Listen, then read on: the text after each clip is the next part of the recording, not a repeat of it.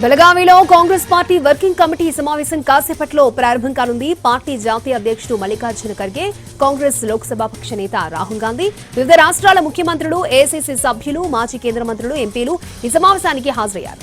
సిడబ్ల్యూసీలో అంబేద్కర్ ను అవమానించిన కేంద్ర హోంమంత్రి అమిత్ షాను మంత్రివర్గం నుంచి తొలగించాలని కాంగ్రెస్ డిమాండ్ చేస్తోంది.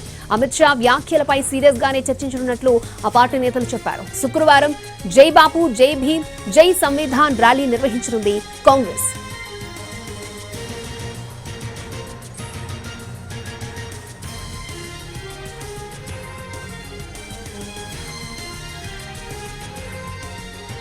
కాసేపట్లో కాంగ్రెస్ పార్టీ వర్కింగ్ కమిటీ సమావేశం ప్రారంభం కానుంది. పార్టీ జాతీయ అధ్యక్షుడు మల్లికార్జున ఖర్గే, కాంగ్రెస్ లోక్సభ పక్ష నేత రాహుల్ గాంధీ, వివిధ రాష్ట్రాలకు సంబంధించినటువంటి ముఖ్యమంత్రులు, ఏఐసీసీ సభ్యులు మొత్తం ఒక 200 మంది హాజరయ్యే అవకాశం ఉన్నట్లు తెలుస్తోంది. రైట్, ఇదే అంశానికి సంబంధించి మరిన్ని అప్డేట్స్ అందించడానికి బెళగావి నుంచి మా ప్రతినిధి ప్రసాద్ లైవ్ లో సిద్ధంగా ఉన్నారు. ప్రసాద్,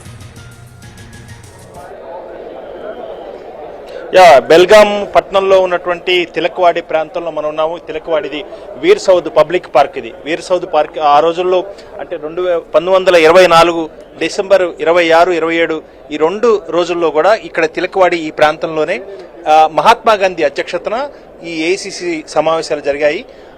100 ఏళ్లు పూర్తయిన సందర్భంగా ఆ జ్ఞాపకార్థం దాన్ని గుర్తు చేసుకునే విధంగా తిరిగి కాంగ్రెస్ వర్కింగ్ కమిటీ, విస్తృత కాంగ్రెస్ వర్కింగ్ కమిటీ సభ్యులంతా కూడా ఈ సమావేశంలో పాల్గొంటున్నారు. వీరంతా కూడా దాదాపు 200 మంది సీనియర్ నాయకులంతా ఉంటారు.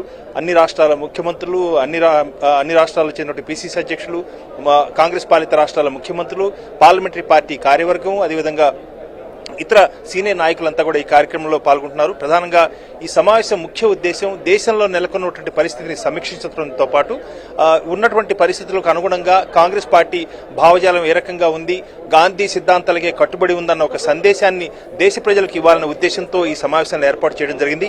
ఈ స్థలంలోనే ఇదే చోట ఇక్కడ మనం చూస్తున్నటువంటి ఆ రాతితో కూడినటువంటి స్తంభాలు అవన్నీ కూడా ఆ రోజుల్లో ఏఐసీసీ సమావేశాలకి 1924 డిసెంబర్ 26, 27 2 రోజుల్లో పాల్గొంటే అతిథులు దాదాపు 70,000